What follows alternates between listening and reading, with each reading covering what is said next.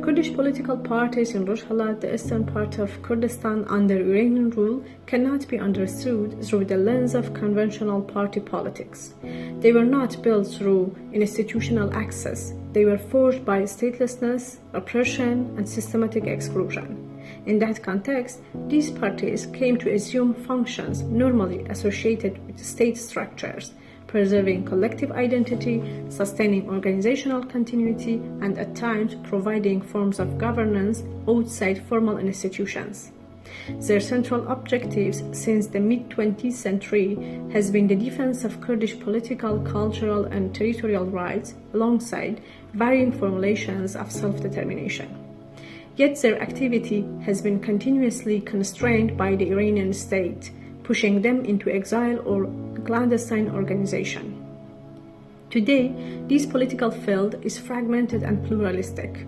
7 major parties shape this field by ideological divergence, historical splits, and cross-border dynamics, with all actors confronting the same fundamental question: how to pursue Kurdish rights under or beyond the existing Iranian state. I begin with the PDKI, the Democratic Party of Iranian Kurdistan, not simply because it is the oldest Kurdish party in Rojhelat, but because it established the foundational model, nationalist, institutional, and explicitly oriented toward political self-rule. Its origins lie in 1942 with the formation of Komala Kurdistan, the first modern Kurdish nationalist organization in the region. The PDKI was formally established in Khabat in 1945 under the leadership of Qazi Muhammad. Its historical significance crystallized in 1946 when it played the central role in establishing the Republic of Kurdistan, the first modern attempt to translate Kurdish nationalism into territorial governance. Although the Republic lasted only 11 months, it became the foundational political template for Kurdish self-rule in Rojhelat. The 1979 Iranian Revolution opened a second chapter. The party briefly re-emerged as an open political actor, in turn negotiations with the new regime, and when those collapsed, reconstituted itself as an armed movement. By the early 1980s, sustained military pressure forced it into exile in Iraqi Kurdistan, ensuring organizational survival while distancing it from direct presence inside Rojhelat. Since the 1990s, the PDKI has shifted from armed confrontation toward exile politics, diplomacy, and civil resistance, now framed around a federalist vision for Iran. After years of internal fragmentation, it formally reunified in 2022. Today, it remains the clearest expression of Kurdish nationalism in Rojhelat, historically foundational, organizationally resilient, and still central to both Kurdish politics and the broader Iranian opposition.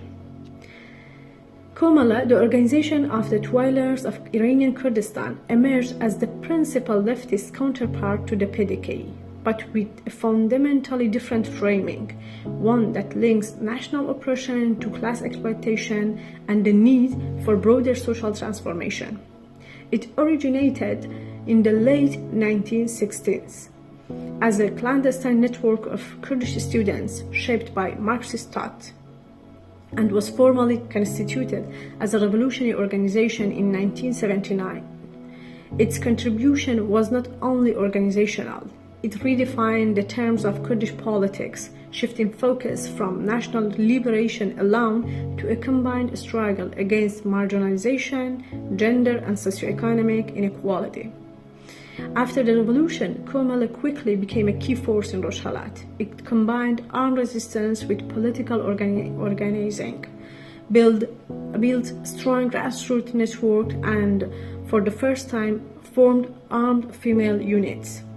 Like the PDKI, Komala was forced into exile by the early 1980s.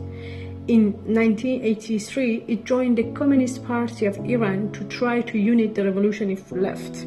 However, from the 1990s on, that unity weakened due to ideological differences. Today, Komala exists as three distinct formations. First, Komala Kurdistan organization of the Communist Party of Iran maintains a Marxist framework and situates Kurdish self-determination within a broader social transformation of Iran.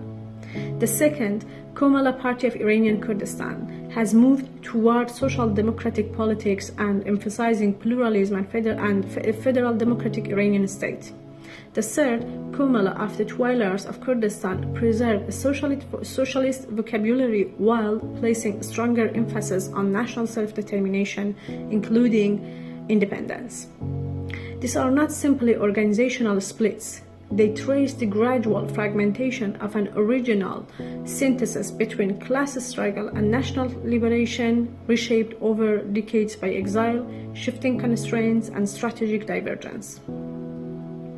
Khabat represents a distinct trajectory, one that combines Kurdish nationalism with an Islamic political background.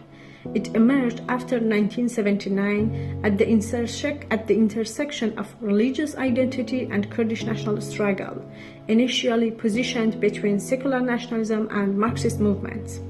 Over time, it shifted toward a national democratic framework, emphasizing pluralism and minority rights, while gradually reducing its explicit religious framing. Like the other parties, it moved into exile under state pressure. Today, Khabat advocates Kurdish self-determination within a democratic Iranian framework, generally centered on autonomy and decentralization.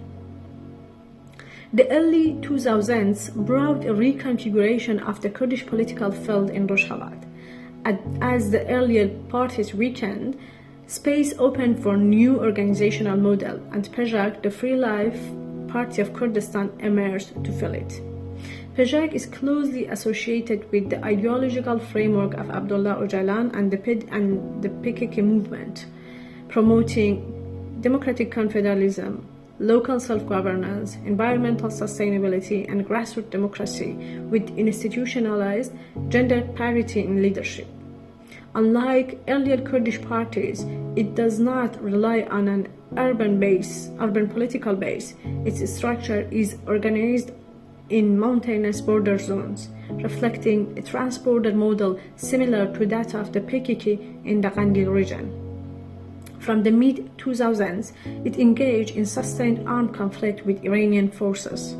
Following escalation around 2011, it shifted toward a ceasefire and expanded political organization while maintaining its ideological framework. Today, PJAK represents a transnational network-based model, distinct from both nationalist and leftist formations, and defined by its emphasis on decentralized self-determination rather than state building. At the maximalist end of the spectrum stands PAK, the Kurdistan Freedom Party, which advocates full Kurdish independence. Formally established in 2006, it treats autonomy only as a transitional stage, not an endpoint. Based primarily in exile in the Kurdistan region of Iraq, PAK maintains a political and armed presence and sustains close ties with the Kurdistan Democratic Party of Iraq. Kurdish political parties in Rojhelat constitute a fragmented but structurally coherent field shaped by shared conditions: repression within Iran, exclusion from formal institutions, and reliance on exile-based organization. These produce a persistent tension between fragmentation driven by ideology and history and recurring attempts at coordination under external pressure. That dynamic was recently illustrated in February 2026, when 6 Kurdish parties, including the PDKI, PJAK, PAK, Khabat, and 2 Komala formations except Communist branch, announced a joint political framework aimed at reducing fragmentation and increasing collective leverage amid shifting regional change. Kurdish political life is thus defined simultaneously by organizational resilience, internal division, and intermittent but fragile coalition building. within the broader Iranian opposition, their significance lies less in ideological unity than in institutional durability and strong social base. Compared to other opposition currents, Kurdish parties maintain long-standing organizational structure, experienced leadership networks, and sustained cross-border presence, reinforced by their capacity to build alliance with other marginalized non-Persian groups, as well as democratic forces of Iran. Taken together, the Kurdish political field in Rojhelat represents one of the most structured and enduring components of the Iranian opposition landscape. Any future political transformation in Iran will necessarily intersect with the evolving trajectories, constraints, and strategic positioning of these parties.